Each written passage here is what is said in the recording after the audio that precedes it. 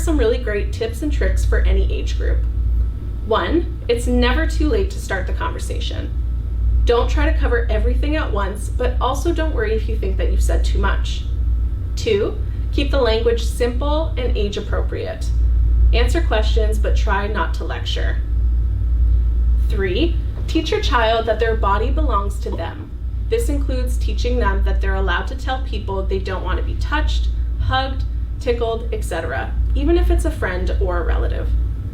4, use proper terms for body parts and bodily functions. It can be confusing to children to have cute names for some body parts and not for others. This can also help protect your child from abuse, as they will have the words to talk about a touch or a feeling that's not okay. 5, watch for teachable moments. Talk about and help them understand issues as they come up on social media, TV, in movies, ads, music, the news, or in the community.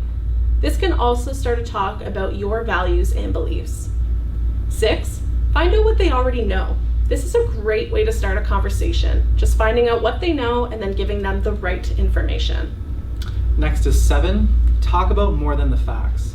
Along with the facts about the body and how it works, talk about your feelings, relationships, and how they affect other people. 8 is provide resources. Recommend websites that they can look through, like teachingsexualhealth.ca or sexandyou.ca. 9, you don't have to know it all. Your child will teach you just as much as you teach them. And 10, encourage your child to talk about what they think. Talking openly can help your child understand your values and give you a better idea of the values that they're learning.